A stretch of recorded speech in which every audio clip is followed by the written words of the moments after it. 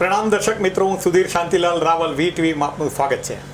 Of the રેકોર્ડના મંચ પર આજે આપણી વચ્ચે એક એવા મહેમાન છે કે જેઓ ગુજરાતમાં 2002માં કોમી રમખાણો પછી એક મહિનામાં એમની સંસ્થા સિટીઝન્સ ફોર જસ્ટિસ અને પીસ દ્વારા લોકોને ન્યાય આપવા માટે સતત 15 વર્ષથી ઝઝૂમી રહ્યા છે.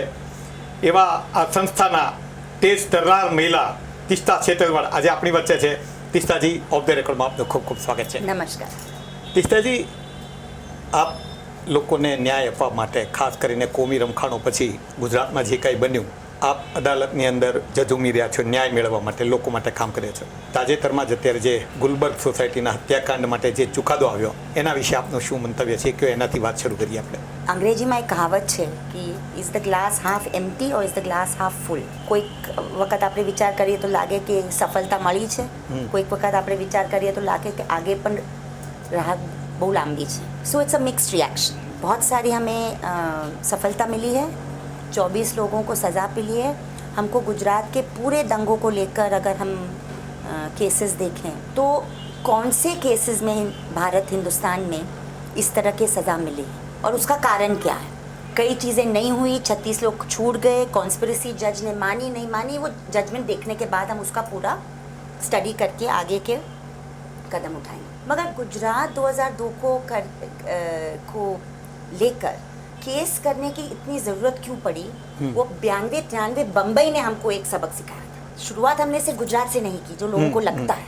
विहंग अवलोकन अगर करें तो ऐसा दिखता है कि आपने कई अदालत के अंदर कई प्रकार के केस किए, आप लड़ रहे हो. 15 सालों के अंदर धीरे धीरे आपको शुरुआत में सफलता भी मिली. बेस्ट बेकरी केस में गुजरात के बाहर करने के लिए जो सुप्रीम कोर्ट ने कहा, ये एक सफलता, एक कामयाबी है, आपकी बात को माना गया. लेकिन इसके बाद 2013 तक आते आते आते एक के बाद एक केस, आपका trial case high court, supreme court में डिसमिस होते जा रहे हैं. उसके पीछे क्या आपका सोच है? देखो, ये स्टेटमेंट में भी कुछ गलतियां हैं. ओके, बताइए. मैं आपको बताऊं कि अभी आप अगर आंकड़े जोड़ते हैं, और वो हम बहुत फकर से जोड़ते हैं, क्योंकि अगर हम संस्था की कामयाबी को देखें तो हम 92-93 का बॉम्बे का दंगा देखेंगे, 1984 का सिखों के खिलाफ जो दंगा हुआ वो देखेंगे, नेल्ली मैसेकर देखेंगे जहाँ 3000 मुसलमानों को मारा गया असम में, और गुजरात देखेंगे. उसमें अगर हम देखें तो पहली बार 126 लोगों को उम्र कैद की सजा पहुंचाने का काम जो केस में हमारे संस्था ने वकील खड़ा किया, सिर्फ हमारे संस्था की वजह से नहीं, मगर चूंकि हमने लीगल एड दिया, इनिशिएटिव लिया, या तो ये लीगल एड. हाँ, तो ये पहले 2006 में बेस्ट बेकरी में हुआ, उसके बाद दीपड़ा दरवाजा में हुआ, विश्वनगर में हुआ, ओर में हुआ, सरदारपुरा में हुआ, नरोड़ा गांव में 2012 में हुआ. तो ये कहना कि 2013 के बाद असफलता मिली, ये आप जकिया जाफरी का केस इसमें मिक्स कर रहे हो. ऐसा मैं टोटलिटी में बता रहा हूं. टोटलिटी में बोल रही हूँ कि 126 लोगों को विदाउट काउंटिंग गुलबर्ग, अगर आप गुलबर्ग का जोड़ दो तो 150 हो जाते हैं. और जो बाकी संस्थाओं ने काम किया, जो हमारी संस्था उसमें नहीं जुड़ी, जैसे बिल्किस बानू का केस है, एरल का केस है, घोड़ासर का केस है, तो और 25-30 लोगों की सजा हो जाती है. तो मेरा मानना है टोटलिटी में अगर भारत के कौमी रमखानों को देखकर जो रिकॉर्ड है इंसाफ नहीं पहुंचाने का, उसमें हमने काफ़ी कामयाबी मिली है, ऐसे हमको लगता है. मतलब कुल मिला के जो 15 साल के अंदर आपकी जो संस्था है citizens for justice and peace, इसमें किसको आप जस्टिस दिला पाए और कौन सी पीस का कंट्रीब्यूशन है, वो अगर कहना है तो आप क्या कहोगे? मैं कहूँगी कि सबसे पहले हमने ये काम किया अप्रैल 2002 में हाई कोर्ट में एक पिटिशन दाखिल किया रिलीफ कैंप्स को लेकर. हमें थोड़ा सा शर्म की बात लगती है कि उस वक्त के जो मुख्यमंत्री थे और यहाँ पे 1,68,000 लोग रिलीफ कैंप में थे, और उन रिलीफ कैंप चलाने वाले लोग, अक्सर क्या होता है जब कोई नेचुरल डिजास्टर होता है, मैनमेड डिजास्टर होता है, तो सरकारें कैंप खोलती है. ये पहली बार हुआ कि सरकार ने एक कैंप खोलने में भी इनकार कर दिया. जो भी कैंप गुजरात में चली है वो प्राइवेट इनिशिएटिव कम्युनिटी लीडर्स, मुस्लिम लीडर्स ने चलाई, मगर सरकार ने ये डिसीजन लिया कि पानी, दूध, मसाला, चाय, उसका भी पैसा हम नहीं देंगे.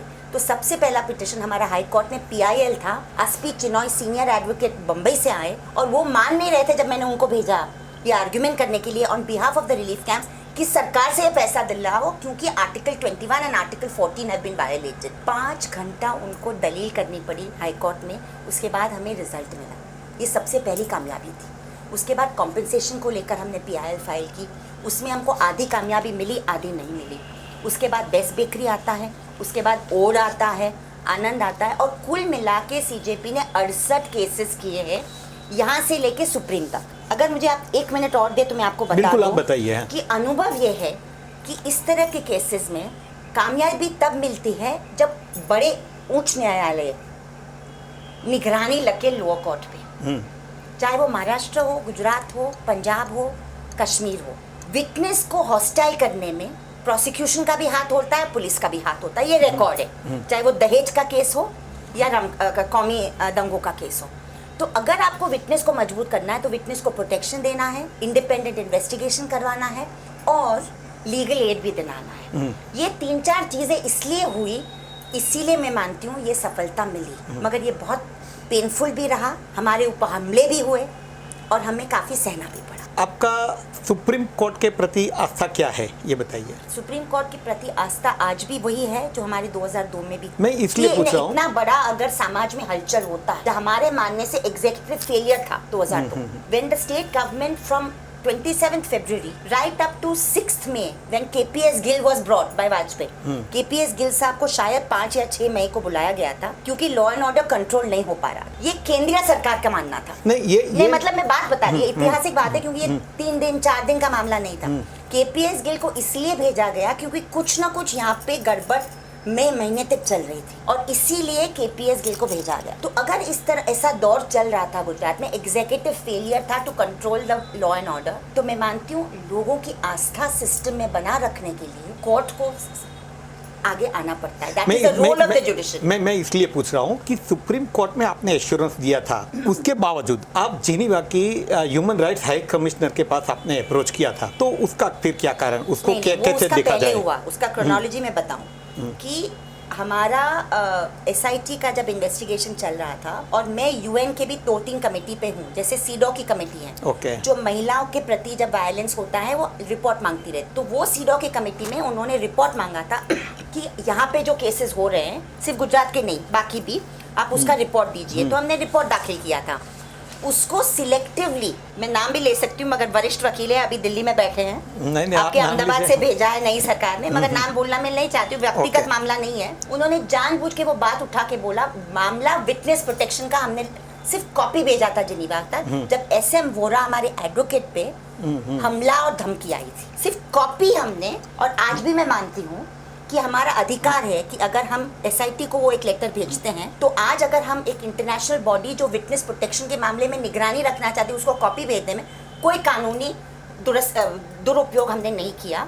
कामिनी जायसवाल ने ये सुप्रीम कोर्ट को एक्सप्लेन भी किया और मामला वहाँ पे खत्म हुआ। तो एश्योरेंस की बात नहीं है, एश्योरेंस ये था सुप्रीम कोर्ट को गलत इन्फॉर्म करने का काम गुजरात के बड़े वकील और साथ में SIT के चेयरमैन ने किया था, उसको हमने क्लैरिफाई किया। इसमें भी ऐसा हो जैसे सुप्रीम कोर्ट के अंदर आपकी आस्था अद्भुत है, SIT भी बनाई गई, SIT के फिर जो राघवन जी थे उसके खिलाफ भी आप हो गए कि वो मिलजुल गए। ऐसा भी जब आपके खिलाफ कुछ भी केस आता है तो आपका डायरेक्ट एलिगेशन ये हो जाता है कि भाई नो इट इज नॉट। हमारा पूरा ऑब्जेक्टिव लेता है, हम कोर्ट के अंदर हैं, मतलब मैं नहीं आके, हमारी संस्था कोर्ट में है, प्रोसेस जारी। जब SIT का अपॉइंटमेंट हुआ और ये रिकॉर्ड पे है और मैं खुल के बोल, जब SIT का अपॉइंटमेंट 26 मई 2008 को हुआ, सुप्रीम कोर्ट ने डिक्लेयर किया कि राघवन होंगे एज हेड। उसी दिन हमारी संस्था ने एक दलील की कि हमारे कहे हुए 2 ऑफिसर होने चाहिए। लेकिन उसका मतलब ये नहीं होता कि आपकी सुप्रीम कोर्ट में आस्था नहीं है, ऐसा नहीं होता। मेरी पूरी बात तो सुन लीजिए, आपने सवाल किया जब इशरत जहां के केस में, जब इशरत जहां के केस में पार्टी ने डिसीजन नहीं लिया था, इशरत वाज अक्यूज्ड, मगर गुजरात हाई कोर्ट के जयंत पटेल ने decision was of Supreme Court. नहीं, but High Court give a decision Ishrat Jahan case when she is accused कि उनके मानने के सतीश वर्मा रह सकते हैं। तो हमने सिर्फ ये कहा कि हम विक्टिम्स के हिसाब से आ रहे हैं। 5 जो ऑफिसर थे राघवन के अंडर, उसकी बात हो रही है। राघवन और सतपति तो थे ही, उनके साथ हमको कोई नहीं था, मगर हमने ये कहा जो एक्चुअल इन्वेस्टिगेशन करेंगे वो तो नीचे वाले गुजरात ऑफिसर्स करेंगे, वो तो बाहर वाले कर ही नहीं सकते। तो तब जो नाम दिए गए सरकार और हरीश साल्वे जी की तरफ, तब हमने ऑब्जेक्शन डाला कि ये मामला आप वहाँ पे डिसाइड कर रहे हो, हमको हमारा एक भी सजेशन नहीं लिया। हमने रजनीश नायक का नाम दिया था, AK शर्मा का नाम दिया था और नीरजा गोथरू का नाम दिया था, तीनों को खारिज कर दिया।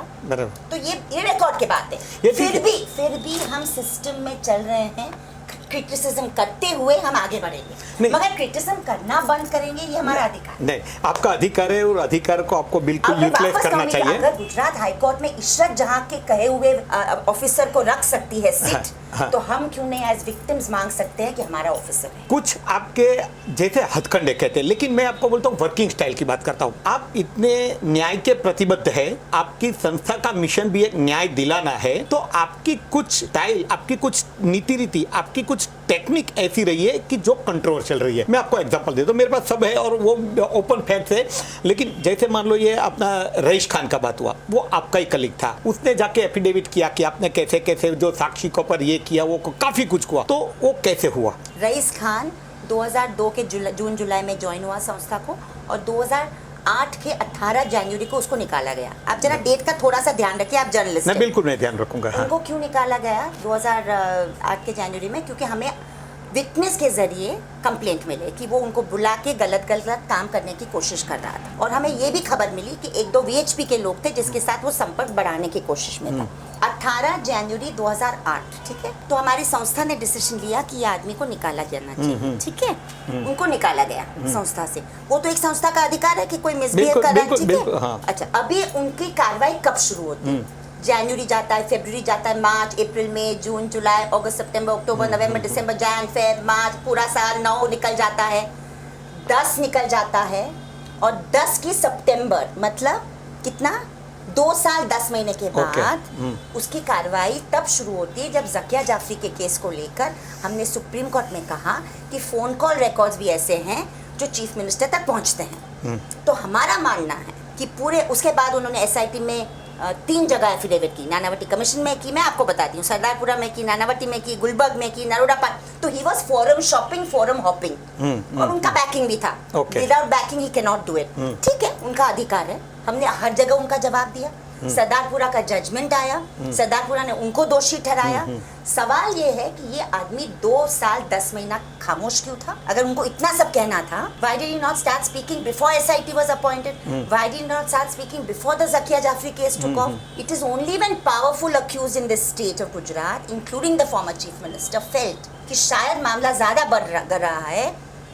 SIT के क्लोजर रिपोर्ट के बाद भी राजू रामचंद्रन कह रहे हैं, संजीव भट्ट उभर के आ रहे हैं, और राजू रामचंद्रन का रिपोर्ट आप मत भूलिएगा, जुलाई नहीं, क्योंकि राजू रामचंद्रन का रिपोर्ट डिस्कोर्स से हट गया। सुप्रीम कोर्ट की अपॉइंटेड SIT कहती है कि मोदी के खिलाफ कुछ भी नहीं है, मानती हूँ। हमने कहा कि ये कारण है कि SIT ने गलतियां की। ऐसा सुप्रीम कोर्ट कहती है हमारा अमाइकस क्यूरे है राजू रामचंद्रन, उनको डायरेक्टली विटनेस को मीट करने का अधिकार है। ये मैं मई 2011 की बात कर रही हूँ, और आप हमें रिपोर्ट दीजिए। जो रिपोर्ट राजू रामचंद्रन जी देते हैं वो आज भी हिस्टोरिकल रिकॉर्ड है। वो आप report there is enough material to prosecute Modi, उसके बारे में नहीं, ये आपका कन्विक्शन है। देखो मैं आपको बताऊं, राजू रामचंद्रन, मुझे बात है कि मीडिया में राजू रामचंद्रन का जिक्र 2 साल से क्यों बंद हो गया? नहीं, मैं फिर दूसरे सच घबराहट मोदी के बारे में। इतना होने के बाद अगर वो प्राइम मिनिस्टर बने, अदालत भी प्रमाण पर जाती है, तो आप मेरा ये सवाल है कि आपके अदालत के सामने आपको जो कन्वीनियंट लगे वो आप सच मानते हो, जो कन्वीनियंट आपके खिलाफ है वो आप नहीं मानते हो। मैं आपको एक उल्टा सवाल कर सकती हूँ क्या कि do you believe that Raju Ramachandran has no locus? No I don't, no नहीं, is he a man that is created by तीसरा सेटलमेंट? नहीं, राघवन मैं आपको पहले आपको बताया, appointed by Supreme Court, Raju Ramachandran appointed by Supreme Court. One says says no proof against Modi, one says prosecute Modi. मैंने आपको बताया कि मैं इंडिविजुअल नहीं चर्चा करता हूं, इवन केस की भी मेरिट्स पर बात नहीं करता हूं, मैं कुछ एक साइकोलॉजिकल आपकी थ्योरी पर बात करता हूं। नहीं, आप जो आप बात करना चाहे उसी मैं आपकी सब सुन रहा हूं, मैं आपके बिल्कुल आप अपनी लाइन पे चलिए, मैं मेरी लाइन पे चलूंगी। जैसे बेस्ट बेकरी केस में भी ऐसा हुआ, यास्मीन जो है, तो वो किस्सा भी, वो प्राइम प्रोसिक्यूशन जो था, वो उसके बारे में भी फिर आपका क्या कहना है ये बताइए। क्योंकि देखो सबसे बड़ी बात ये होती है कि आपने खुद माना कि एक के बाद एक आपके खिलाफ सर, मगर आप मुझे बताइए। Okay please. मैं एक के बाद खिलाफ इसलिए हो रहा है क्योंकि हमारी संस्था ऐतिहासिक काम कर रही है। किसी ने 15 साल डट के जुट के, ये मैं मानता हूँ, नहीं मुझे आई एग्री, सिस्टम और इतने हैवानों के खिलाफ डट के काम नहीं किया। तो आप रेप केस देख लो, डाउरी केस देख लो, जहाँ पे माँ बाप अपने बेटी के मरने के बाद हॉस्टाइल हो जाते हैं सर ये देश में। तो आप मानते हैं इतनी बड़ी सरकार, इतना बड़ा आदमी जो लोगों को डराता, हरेंद्र पंड्या की हत्या के बाद इनके खिलाफ किसी ने मुंह नहीं खोला। तो बात ये है 2004 में बेस्ट बेकरी केस चल रहा है बॉम्बे में आफ्टर द ट्रांसफर, 3 नवंबर की बात, और 5वां चश्मदीद गवाह की गवाही चल रही है। इसके पहले 4 गवाहों ने नाम दिए हैं और थोड़ा सा आप याद कीजिए, जज महुदा की कोर्ट में जब चल रही थी बात बड़ौदा में, तो ये फैमिली को छोड़ के जो पूरी फैमिली को हॉस्टाइल किया गया, जाहिरा हबीबुल्लाह शेख की फैमिली जिन्होंने एफआईआर किया था उनको हॉस्टाइल करवाया और चुकादा आ गया एक्विटल का, मगर बाकी जो इंडिपेंडेंट विटनेसेस थे उनको जज ने बुलाया ही नहीं। अच्छा, तो हमने जब रीट्रायल शुरू हुई, उनका एविडेंस शुरू हुआ और 5 इंडिपेंडेंट विटनेस ने एक के बाद अपना बयान दिया। जाहिरा शेख का नाम और निशान नहीं था, स्टार विटनेस थी सबकी दुनिया के आंखों में, मगर हमने उसको लास्ट में बुलाने का प्लान बताया because in the eyes of the law she was a tainted witness, she had already turned hostile once. तो जब उन्होंने कहा यू हैव किडनैप्ड हर, आपने उसके घर में रखा, आपने ये किया, उस वक्त का मीडिया अलग था, तो स्टार न्यूज ने दिखाया कि रमजान के वक्त पे वो बिरयानी खा रही थी। तो काफी चैनल थी। दोनों उस वक्त दोनों चीजें चली थी, अब तो बिल्कुल खिलाफ है, अब तो बिल्कुल खिलाफ है। उस वक्त सपोर्ट में उसमें आप मना नहीं कर सकते। हाँ, क्योंकि उस वक्त हमारे हिसाब से मीडिया इंडिपेंडेंट थी, आज इंडिपेंडेंट नहीं है। अच्छा, ये आज बहुत डर है ओके। मीडिया में एक आदमी को लेकर। तो उस वक्त मुझे याद है, अभी भी स्टार न्यूज लिखा था कि उसने बुर्खा पहनना तब शुरू किया जब वो बड़ौदा आई। तो इसके पहले जाहिरा कभी बुर्खा नहीं पहनती और उसने बोला कि रमजान में मैं कभी झूठ नहीं बोलती, और उसके बाद स्टार न्यूज ने उसको कैप्चर किया कि चिकन बिरयानी खा रही वो दोपहर में जब वो बड़ौदा आई थी। तो ये सब हुआ है तमाशा। उस वक्त जिस दिन 3 नवंबर को ये आता है, मैं मजगांव कोर्ट में बैठी थी, ट्रायल चल रही थी, मैंने मीडिया का सामना किया और दूसरे दिन हमने सुप्रीम कोर्ट में एप्लीकेशन डाली कि आप एक इंक्वायरी डालो कि कौन सच बोल रहा है, मैं या वो। तो मैंने कानून के हिसाब से रख दिया कि हमने कुछ गलत किया है। ऐसे मतलब एलिगेशन इतने सीरियस हुए हैं, आप नंबर ऑफ टाइम्स। मगर आप मुझे खत्म ही नहीं करने दे रहे। रजिस्ट्रार की इंक्वायरी बैठाई जाती है। सर लंबी कहानी, आपको पूछना है तो या तो समझ, या तो आपको सिर्फ अटैक करना है तो मैं चुप बैठ जाऊं, मैं बैठूं कि आप अटैक करो। आपको ही ज्यादा से मैं सुन रहा हूं नहीं, क्योंकि कहानी लंबी है। अगर आप 15 इंस्टेंस देंगे तो मैं 15 के 15 मेरे पास बहुत है, देखिए, लेकिन मैं 15 नहीं 4-5 पर बात करूंगा, क्योंकि मैं आपको the way you are dealing वो बात करूंगा। मैं example, whatever it is, I will have to give you a logical and detailed answer. I don't mind. Because if I cannot give you that, it's not fair. No, you please when you tell me. ask me about Yasmin Sheikh, I feel you should have first asked me about Zaira Sheikh because the two things are connected. Two things are connected. And Zaira happened first. So I went to Supreme Court. मतलब उस वक्त. But even नहीं, courts also observed. Actually, she went to jail also. ये उसके बारे में जब court का कुछ ऑब्जर्वेशन होता है, तो वो आपको मानना पड़ेगा ना कि वो किसकी जीत थी, वो किसकी जीत। जब कोर्ट ने ऑब्जर्व किया कि तीस्ता उनकी संस्था ने कुछ गलत नहीं किया है और जायरा को, तो वो किसकी जीत थी। तो मेरा ये कहना है कि ये काम अगर आप इंसाफ की संघर्ष में जुड़ेंगे तो आपको रिस्क लेके जुड़ना पड़ेगा, और अगर आपको हिम्मत है तो खड़े रहो, सुधीर रावल का सामना करो, या तो फिर घर में जाके बैठो। Yasmin Sheikh, I want to say one line, Yasmin Sheikh के बयान के बारे में जो उन्होंने एफिडेविट बॉम्बे हाई कोर्ट में दी थी, बॉम्बे हाई कोर्ट ने उसको खारिज कर दी। आपको 570 चश्मदीद गवाहों में से 4 लोग मिले। 4 नहीं, मेरे पास ज्यादा है, मैं आपको खाली मैं ऑब्जर्वेशन ही करूंगा। और मैंने बताया अगर ये इंटरव्यू, मैं दूसरी बात, अगर इंटरव्यू इसी पे है ना सर, तो इधर ही खत्म कर दे। आपने बोला था, आपने पूरी आप इसके बारे में करेंगे। 2 ही सेंटेंस दूंगा और उस पर ही बात मैं अगर ये पूरा इंटरव्यू हमारे संघर्ष के बारे में नहीं, अभी तक तो सवाल वही थे। मैं आपको, सीबीआई ने अभी अदालत में ये कहा कि आप राष्ट्रीय सुरक्षा के सामने खतरा है। मैं आप अभी मुझे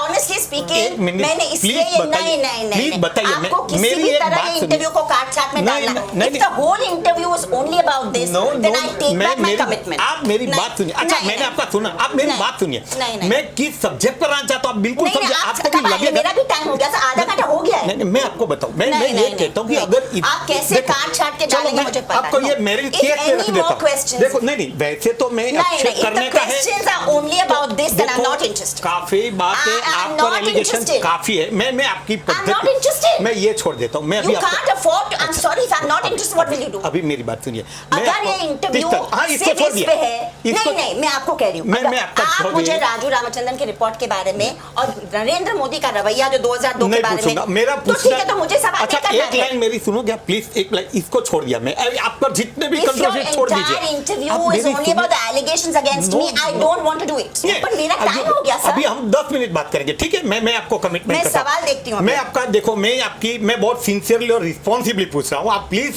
सुनिए मुझे। मैं जवाब नहीं दूंगी। मैं भी मेरी पर नहीं जाता हूँ, छोड़ दीजिए। अगर मुझे सवाल गलत लगेगा, मैं जवाब ही नहीं दूंगी। अभी आप नहीं दे, और मैं भी ऐसा सवाल नहीं करूंगा जो आपको जवाब न देना हो। आप सुनिए मेरी बात। मेरा सवाल जो ओरिजिनल ये है कि क्या आपकी मानना ऐसी है कि भाई इस हिसाब से हम न्याय प्रक्रिया को प्रभावित कर सकते हैं, या तो आप आउटराइट लड़ते हो, वो एक एप्रिसिएशन की बात है, और कुछ चीजें ऐसी है जिसका अभी डिबेट नहीं हुआ है। मैं आपको उसी दिशा में बात करना चाहता हूँ। Don't agree. आप सवाल करो, फिर मैं डिसाइड करूंगी मुझे जवाब देना है कि नहीं। मैं ये जो पूछ रहा हूँ कि आपकी जो न्याय प्रक्रिया को ऐसे प्रभावित किया जा रहा है, तो उसमें आपको क्या लगता है, आपकी क्या राय? चलो, प्रभावित क्या? मैं I don't understand the question.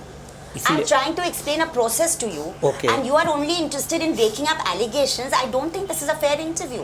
आपको जो भी पूछना है पूछिए, मैं मेरा मुंडी हिलाती रहूंगी. अब आप एकदम बिल्कुल अलग वे में ले रहे हो। तीसरा जी, मेरी एक 5 मिनट हमारी डिबेट रहेगी, मेरे खाली इंपॉर्टेंट नहीं, सीरियस अभी मेरे बात हो गई सुनील मेरे साथ, because I'm telling you at least 6 questions you asked, which I answered very patiently. अभी चलो, मगर जब भी मैं कुछ मेरे मुद्दे पे आती थी, आप इंटरप्ट अभी करते तक तो थे. मैरिज पर बात करते हैं। अच्छा, आपने मास मर्डर करके नरेंद्र मोदी को आपके साथ बहुत लोग ने जो किया, उसके बावजूद अगर वो प्रधानमंत्री है, जनता ने उस पर विश्वास किया है, तो उसके बाद अब क्या हो सकता है कि इसको अभी भी हम ये कह सकते हैं? उस पर कुछ कमेंट करेंगे कि वो भी नहीं करेंगे? मैं जो भी कमेंट करूंगी अदालत में करूंगी. We are in court. The Zakia Jafri case is not being withdrawn. अच्छा, वो अभी भी कोर्ट में है, तो जो भी हमको कहना हम कोर्ट में कहेंगे हमारे वकील के जरिए. तो मीडिया के बारे में आपका क्या कहना है, ये बताइए। मीडिया के बारे में मैंने जवाब देते देते काफी जिक्र किया है.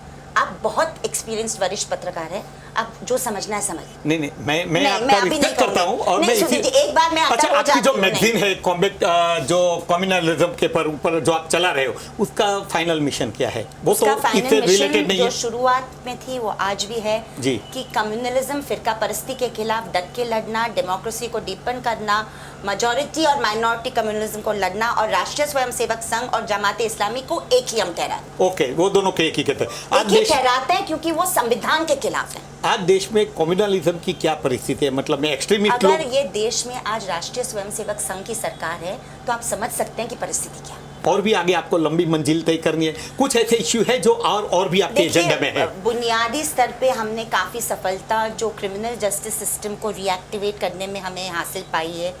2009 में एक अमेंडमेंट हुआ. अभी विक्टिम विटनेसेस को अधिकार है कि प्रोसिक्यूशन को असिस्ट करें. तो हम मानते हैं कि हमारे मानने में कोर्ट के अंदर सीसीटीवी होना चाहिए, ताकि डिफेंस का रवैया जिस तरह विटनेस के साथ होता है, धमकियां जिस तरह दी जाती है, वो सब रिकॉर्ड पे जाए. करेक्ट. तो उसके ऊपर हम प्रक्रिया करेंगे.